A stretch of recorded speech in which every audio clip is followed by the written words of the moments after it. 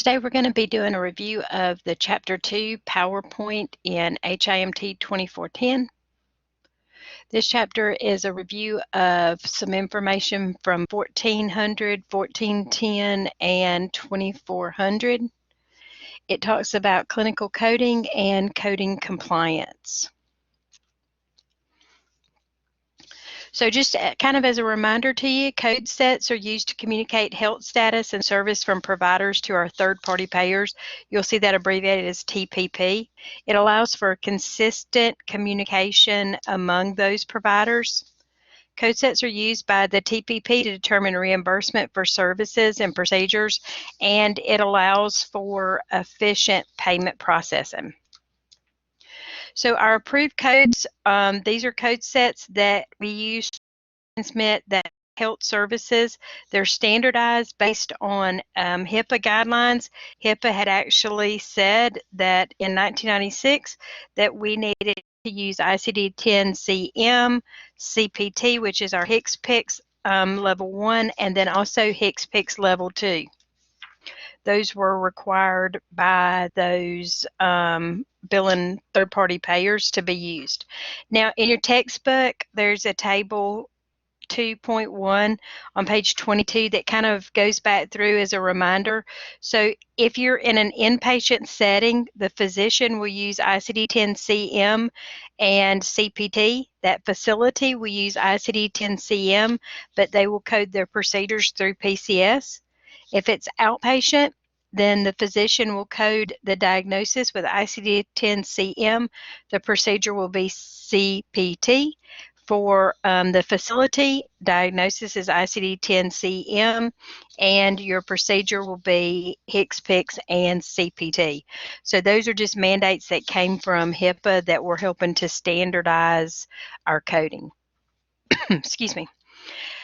HIM professionals must have a baseline understanding of code sets to fully understand the various Medicare prospective payment systems, or PPS.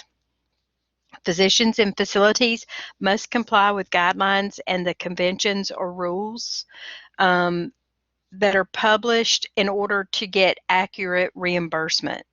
If they're not following those guidelines, then claims could end up being declined. So a little bit about the ICD. That stands for International Classification of Diseases. The ICD is maintained by the WHO, the World Health Organization. It is used throughout the world for mortality reporting, and it's supposed to be updated approximately every 10 years. The current version is ICD-10. It's used by CDC for acute illness and mortality reporting. It has been adopted by many countries, including Australia and Canada. Now, it increases quality and safety data. It allows the ability to conduct those public health surveillance. It does help decrease the need for supporting documentation that will be submitted with the claims. ICD-10-CM, this is clinical modification. It was adopted on 10/1/2015. The modifications made by the National Center for Health Statistics, NCHS, was expanded to include morbidity and chronic conditions. It is used to report diagnoses in all healthcare settings. It's used for public and private reimbursement. It does contain some combination codes, which helps to prevent two codes from having to be submitted. So the ICD-10-CM provides great detail and granularity. Remember, granularity is how specific something is. We also have ICD-10-PCS. We're going to talk a little bit more about that, but it allows interoperability between different electronic systems. So remember, ICD-10-CM is diagnosis in all settings. ICD-10-PCS is going to be our procedures for inpatient. This slide is also on page 24 in your textbook. It's figure 2.1. I'm sorry, that's not true. This is actually on page 2.2. It's figure 2.2 on page 24, not 2.1. Figure 2.1 is a picture of table of contents out of an ICD-10-CM book. So here's our code categories. Categories here. Underneath we have those subcategories. So that category is that main term, and then our categories or those indentions under it. We have here our 7th character, which is showing that we have to put that in. We can put an X if it is not complete. So remember that with CM, we have varying lengths anywhere from 3 to 7. There is a decimal after the third. That X is going to be used as a placeholder to fill in if we need it. Has 25 sections in CM. Remember, we have an alphabetic index, and then we have that tabular list of diseases with 21 chapters. That's where we're going to find our codes. That was what you learned in 1400. Now, ICD-10-PCS, this is what we're doing in 1410. It was developed in the United States to report procedures. Remember, those procedures are in an inpatient setting. It was also implemented 10/1/2015. It is a unique methodology and code structure for reporting procedures, so that's a little bit different from the rest of the world. It's made up of 4 sections. We have an index, we have tables, we have our code listings, and then we have some appendixes that have some information that can be used as a resource. So here's the way our ICD-10 PCS looks. PCS is more logical, consistent structure. In the index, we locate the table using a root operation as our main term. It usually gives us the first 3 characters, which is what table to use. After that, we go into the table and the code is constructed by choosing from the rows. So here is that 3-digit first 3 characters, that's the table, and then we're going to go across this row and we're going to pick what actually applies to come up with that main number that's listed here. So example here, this is we're trying to find the excision of a mitral valve. Remember that excision means that that's a partial removal of that mitral valve. Your decisions for this are going to be based on documentation in the health record. And there is a picture of this, figure 2.4 has some of this information here that's on it. That's on page 25. There's also a table of contents from the PCS codebook on that same page. So ICD-10, CM, and PCS, our uses and our reimbursement examples, these same points are also on page 23. They're bulleted in that also. So our uses for 10 CM and PCS, morbidity, mortality reporting for statistics, to classify diagnoses and procedures for research, to index records by disease and surgical procedure, to report information for healthcare reimbursement system, to analyze resource consumption patterns, analyze adequacy of reimbursement quality metrics. As far as the reimbursement methodology examples, hospital inpatient for our Medicare severity diagnosis MSDRGs, hospital rehab for our case mix groups, and then home health with our home health resource groups. That would be when we would use that. As far as the maintenance for CM and PCS, it is maintained differently. CM is maintained by the NCHS and PCS is maintained by CMS. Now, both of these are maintaining the US versions of that. As far as our guidelines, ICD-10 CM PCS has official coding guidelines for coded and reported. They're going to be posted on CMS, NCHS websites. Many of your code books also include those guidelines in that book. ICD-10 CM can actually be downloaded from the websites, so you could actually use them from there. As far as advice, our cooperating parties, we have the NCHS, CMS, AHIMA, and AHA.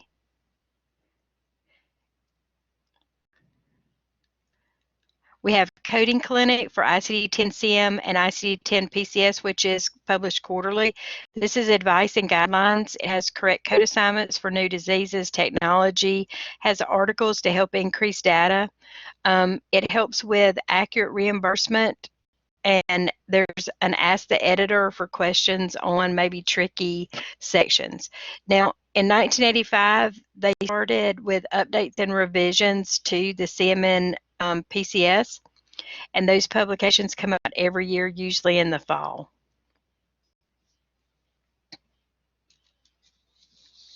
Next, we have our HCPCS, that's Healthcare Common Procedure Coding System. This is a two-tiered procedural coding that's used for ambulatory care and for physician services. Level 1, also sometimes called Tier 1, is CPT. That's our current procedural terminology. Tier 2 or Level 2 is our HCPCS.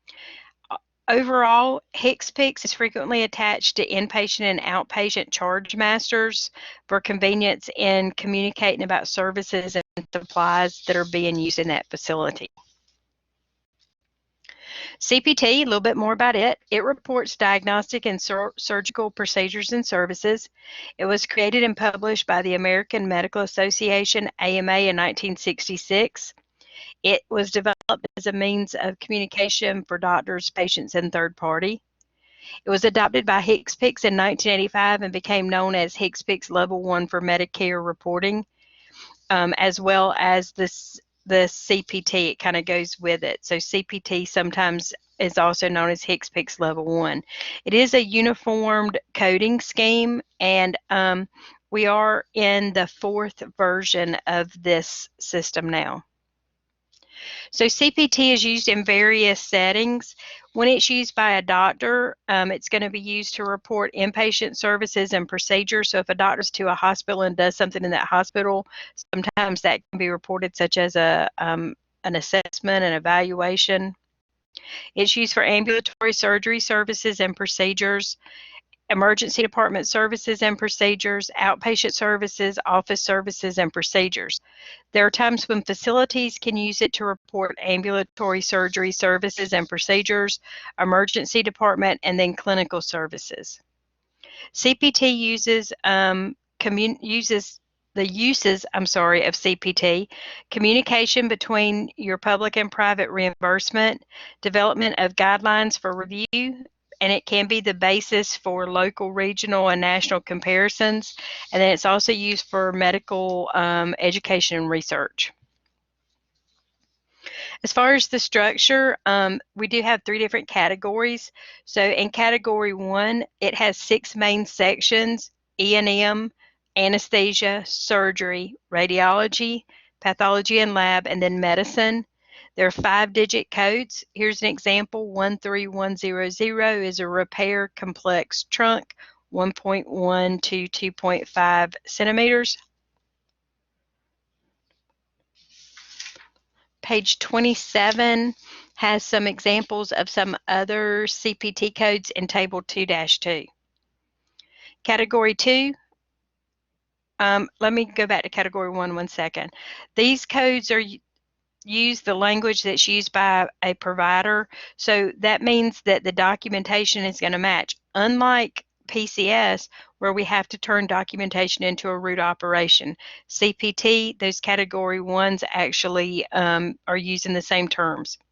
Now, in Category 1, we do have some unlisted codes. That means that they are new procedures that we don't have a code for yet, and oftentimes documentation may have to be submitted to back up those Category 1s. So Category 2 are data collection codes. This is a lot of times services for test results, positive health comes, same thing, 5 characters. It usually does have an alphabet in it, so you can see this is 1000F, which means tobacco use assessed. These can be optional for performance measurements. Sometimes it's used with E's and M's, and it can help reduce operational cost by helping with tracking of different things that may be required to track. It's more of a supplementary. Category 3, also somewhat supplementary. It is new technology codes. There are 5 alphanumeric: 0085T, which is a breath test for heart transplant rejection. These oftentimes do have that T in them. Your CPT facilitate data collection and assessment of new services. They must have relevance for research in order to fall under these Category 3. Now, one other thing not included in here with your structure, CPT also has modifiers, which are 2 digits that can be added to the end of the code. They can show that we've had increased service, decrease in the service, part of the service was it done bilateral? Has it been done more than once? So these modifiers are used because they help to change the reimbursement for that procedure.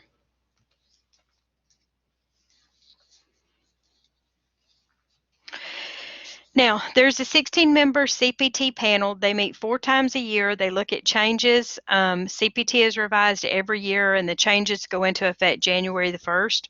Modifications can be submitted to the AMA, and then the group is going to look at those and make a decision. The forms and the deadlines for making those modifications are on the AMA website. As far as our guidelines, there are official guidelines. They're provided throughout the code set, so it's not a separate guideline section like we see in our CM and our PCS. It's actually throughout the code book. We do get guidance and advice from the AMA. They publish what's known as the CPT Assistant. This is an official monthly newsletter. It's got coding communication, ways to stay update on codes and trends. It has clinical vignettes to offer insight into confusion codes, and it uses scenarios. And there's also code and consultation, which has a frequently answered question or frequently asked questions section. Now, our Healthcare Common Procedure Coding System, HCPCS Level 2, was created in 1983. It reports services, supplies, procedures that are not in CPT but are submitted for reimbursement. National codes were developed by the CMS. It is alphanumeric codes, again, still standardized. It represents supplies and services not included in CPT, some drugs, durable medical equipment, DME, supplies. It's used by private and public third party. It identifies items or services. It doesn't state like a specific brand. So for example, it might have acetaminophen, but it may not say Tylenol because that's a specific brand.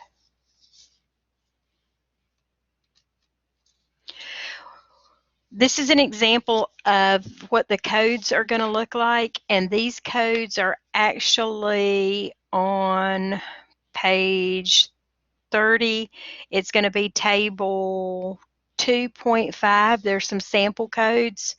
They are alphanumeric. The first character is the alphabet. The rest of it is going to be numbers. There are 2 types of codes. We have permanent alphanumeric, which are 5 characters. Alpha first. There are on page 29. There is a list of the permanent code sections with the first letter. We report these codes for different items. We also have temporary. These meet an immediate and short-term need. They're alphanumeric, 5 characters. First is alphabetical.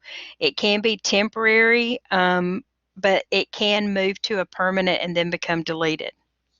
With HCPCS, we also have modifiers. These are 2 digits. It gives additional information to process that claim. Sometimes these are body areas that could be used as the modifiers. On page 30, table 2.6 gives you some examples of those modifiers. Now, our modifiers for HCPCS and CPT are usually found in the front of your CPT code book as well as in the front of your HCPCS code book.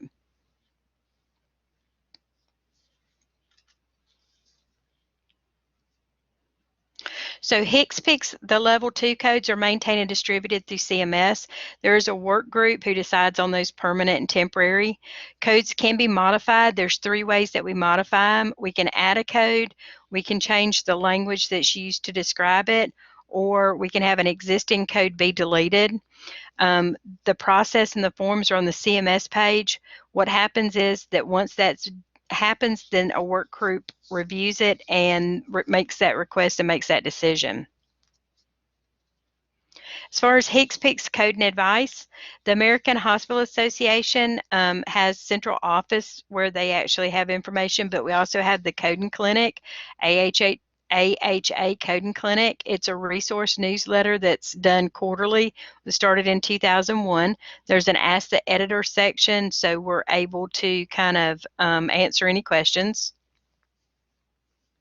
The only official resource for HCPCS Level 2 reporting requirements for Medicare Medicare billing are coverage determination issues by CMS and its Medicare administrative contractors. Those are known as MACs.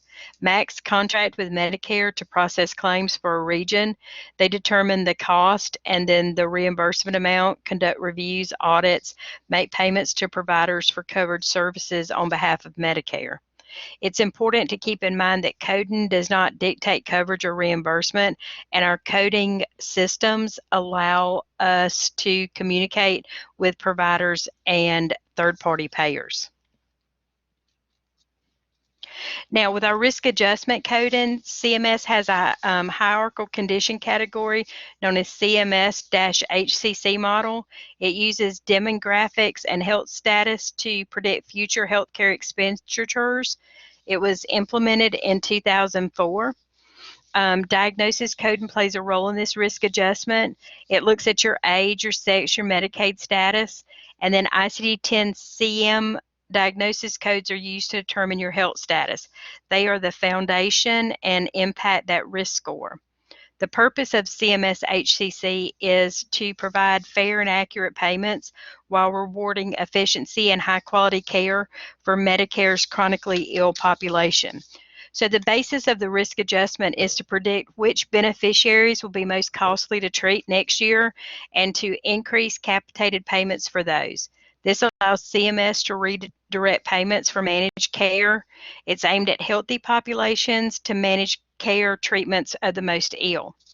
On page 32 are the 10 principles that are used to determine which codes will be used in HCC categories. You can go through and read those. They're bulleted, that first column on page 32. They're not test questions that show you how they determine the codes. So here's risk adjustment coding. So at the start of the calendar year, then we have patients that are being treated, documentation is coded, the HCC ICD-10 codes are identified, health status is established, and then payments rates are set based on that model. So to determine the HCC, they're going to look at the hospital inpatients, secondary hospital inpatients, hospital outpatients, physicians, and they're then going to use that information as well as the Medicare prescription drug conditions to help determine risk. So risk quality provider documentation is required for HCC. Well-trained coders are ideal candidates for risk adjustment coder positions. There is a figure 2-5, it's on page 33. If you look at that, it compares what documentation is used to kind of support.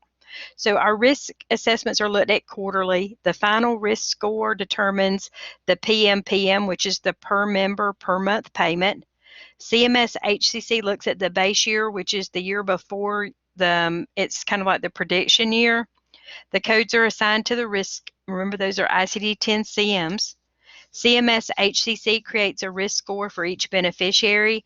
It indicates how costly an individual is expected to be. So basically what this is looking at is how much they think it will cost for us to treat you in the next year. Now for our code and compliance, compliance is perform one's job functions according to the law, regulations, guidelines set forth by Medicare and other third-party payers. HIMA does have standards that are at the end of this chapter. Those are pages 48 through 53. It's called Appendix 2A. They set guidelines for code and reimbursement professionals. Fraud means intentional representation that an individual knows to be false or does not believe to be true, knowing that the representation could result in unauthorized benefits to themselves or some other person. An example is billing for a service that was not provided to the patient. Abuse is an unknown or unintentional submission of an inaccurate claim for a payment, such as reporting the wrong CM code, reporting the wrong procedure code. That's simply that you have made a mistake. Now, a little bit about the legislative background. Many of these legislatures and them were put in place to eliminate erroneous healthcare spending, and it gave CMS resources and penalties that could be used to battle fraud and abuse. They started in the mid 80s and late 90s where they were trying to fight fraud and abuse. So we have our False Claim Act. It actually started during the Civil War. It prevented people from submitting false claims or records, and there was a monetary fine for that. Operation Restore Trust in 1995. This was a joint effort to get fraud and abuse among healthcare providers stopped. Then we have the OIG Compliance Program Guidance. So first of all, OIG is the Office of Inspector General. They have 7 elements in a compliance plan. They say we need a written policy and procedure, a compliance officer chosen, education, training, monitoring, disciplinary actions, corrective actions as the basis for what's going on today. So in our OIG Compliance Program Guidance, it started in 97, was revised in 98. It was the principles of that compliant coding and documentation in labs. In 1998, they added the hospital side. Next, we have the MIP, which is the Medicare Integrity Program. It actually came from HIPAA in 1996. It was created to look at cost reports and payments. We have our Balanced Budget Act, BBA, of 1997. It was a program that looked at integrity for Medicare, educating beneficiaries, and getting them to help with preventing and reporting fraud. It also collects some data. Then we have our improper payment. This required all federal agencies to provide an estimate of improper payments and then describe actions on how they were going to decrease the occurrence of those from happening. For the oversight of the CMS, Medicare has a review and education program. It is required for reporting and correcting improper payments. Medicare and IPERA protect that Medicare trust fund. So with this education program, it allows CMS contractors to conduct improper payment reviews. So in your book, page 37 is table 2-6. This shows you the different roles and who is actually responsible, what they're looking at, what they're able to look at, what type of review that they're doing. We have prepayment and post-payment reviews. I'm sorry, didn't mean to hit that. And then we also have education through medical reviews, provider outreach. The goal is to reduce provider errors. So if we have an improper payment review, then we have a medical review by a Medicare contractor. So with our oversight, the medical review is based on the Progressive Correction Action PCA program. It's an operational principle that includes the actions that are listed here. So we have data analysis, error detection, validation of errors, provider education, determination of a review type, sampling of a claim, payment recovery. The goal is to reduce Medicare payment errors that are made by providers. Major causes for improper payment: missing doctor's orders, illegible signatures, documentation that doesn't support medical necessity. Some other terms: unbundling, individual component codes are submitted rather than one comprehensive code. And then upcoding, which means that we are submitting codes for a more complex or a higher paid procedure than what the patient actually received. Now next we have our improper payment review programs. So with these 3 different areas, this is where we're looking at how we handle improper payment. The first column there is the CERT, that's the Comprehensive Error Review. It measures error rate. It looks at improper payments. Some examples would be things that should not have been made, ineligible recipients, ineligible services, duplicate payments, service was not provided, incorrect amount was paid. It's calculated every year and then it's published. This was first the responsibility of the OIG, but it has since moved to Medicare.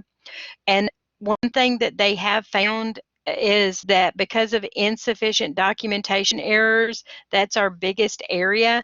That's the primary error that we find. So insufficient documentation to support those reported services, that's our biggest error.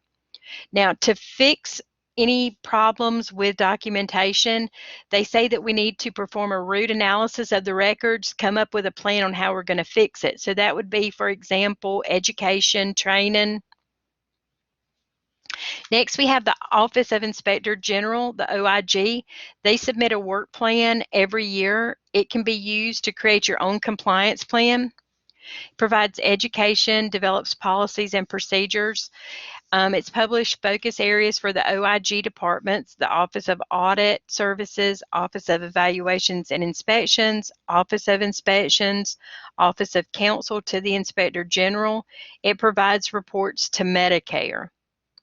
Then we have our National Recovery Audit. This is referred to by many as the RAC. On page 40, table 2.8 has the different regions. So we have different regions that fall in 1, 2, 3, 4, 5, and that would be our RAC. This was developed under the MIP, the Medicare Integrity Plan. It looks to try to prevent future improper payments and to recover anything that's already been paid that's improper. It protects the Medicare trust. It has 5 areas: ensure accuracy, ensure efficiency and effectiveness, maximize transparency, minimize provider burden, and then also to develop the education. We're going to look at those just a little bit more in just a minute. Audit contractors, they are federal contractors. They reimburse on a contingency fee, and it's usually 9% to 12.5%. It's a little bit higher on DME. So if the RAC collects improper payments, they get to keep that contingency fee. If the improper payment is overturned, then they have to pay it back. So basically what they're saying is that a RAC is going to go in after payment's been made. They're going to look at the claim. If they find an error, they can get a portion of that back. If it's overturned, then they have to pay it back as well. On page 42, it shows you in figure 2.9, what was collected by RACs in 2015. So you can see that the total number of claims that were corrected were 608,966, and the total amount of money was 440 billion, $693,663. So that's a lot of money that the RACs are responsible for. Now, let's talk just a minute a little bit more about RACs. So keep in mind, RACs are the only improper payment review contractors that are reimbursed based on that contingency. So remember, there's 5 pieces. Number 1 is to ensure accuracy. They have to ID improper payments. So part of accuracy is that they have a medical director. They also have coders.